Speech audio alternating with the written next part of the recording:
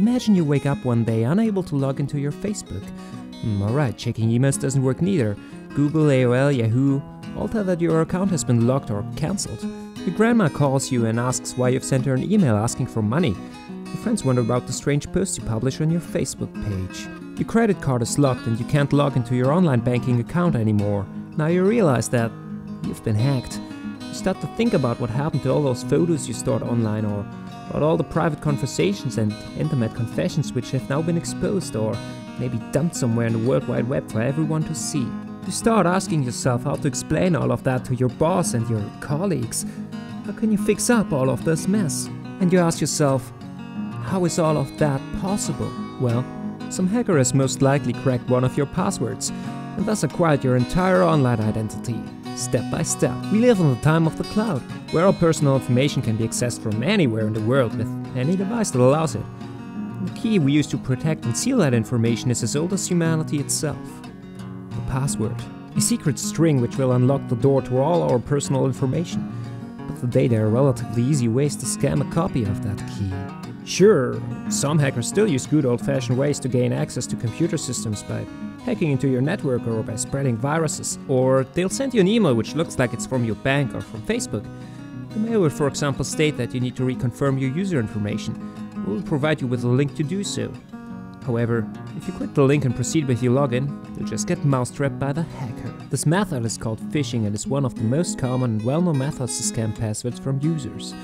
But with Web 2.0, there are simpler and way more trivial ways than ever before. Most people tend to reuse the same one or two passwords for all their different accounts. I mean, it makes sense, just think about the amount of different passwords we would have to remember every time we sign up with some new page. It would be impossible to remember them all. It is easier to reuse our passwords for all our different email accounts, or for Amazon, or online banking, or Facebook, or that cool little game with the sweet little critters. Monsters. Oh my. If you take a close look, you'll notice that our little critter adventure is hosted in some place that doesn't care as much about privacy of user data. The next thing you know is that lists of all accounts, including all the passwords, will end up in some underground online shop where you can buy bundles of millions of them for a couple of dollars, or you might even get them for free. This, by the way, not limited to dodgy providers of questionable content. In 2011, the PlayStation network was hacked and data of 75 million users is leaked through a rabbit hole onto the World Wide Web. In fact, many major players in today's web business like Yahoo, LinkedIn or eHarmony have leaked over 280 million passwords onto the open web. The real number is probably way higher. Alright, so let's say I'm a hacker and let's say I've acquired one of your passwords by whichever means possible.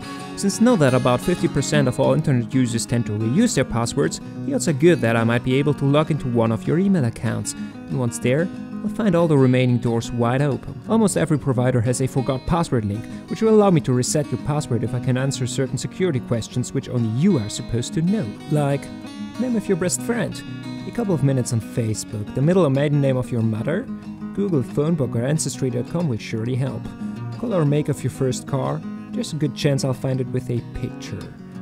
You know where this is heading. Even if you disclose all of that information on the web, there's a good chance that I'll still get lucky with your friends or relatives to answer or at least close guess every of your security questions. Difficulties with spelling? No problem. Many hackers simply call the customer support and pretend to be you. All they need is a little personal information about you. Name, date of birth and billing address. Next thing to research your names of friends and relatives on Facebook, do some research on your background and job, and it's all set to have a shot at your security questions. Alright, Mr. Optimal Brain Damage, all I need from you now is to answer one of your security questions. What's the name of your best friend? I'm not sure what I've entered there. Could be Hazel or Ivy or maybe Jack. I'm sorry, none of these answers are correct. Do you want to try the first and last name of the best friend's question? Could it be that it was Hazelnut or Jackpot? Thank you, Jackpot is the correct answer. What can I do for you, Mr. Optimal Brain Damage? Sure, not every provider will send a password reset to an unknown address. There are still many providers out there which will allow it. The possibilities do not end here, but this video must. If you are not concerned about your online security, try to follow these few simple rules. First, give bonus answers to your security questions. Name of your best friend? Why not Spider-Man Deluxe? Your mother's maiden name? Gaia, mother of Cronus. Second, if possible, use two-way verification like offered from Google. As soon as somebody tries to log in from an unknown location, the system will ask for a confirmation code that is texted to your mobile. Third, use a secure email address that serves solely as your password recovery address. Do not communicate from that address for other purposes. Fourth, do not reuse your password. And fifth, Choose intelligent passwords. Believe it or not, the most common password worldwide is password, followed by 1, 2, 3, 4, 5, 6 and QWERTY. I wish you safe surfing. Thanks for listening and see you next time on Optimal Brain Damage.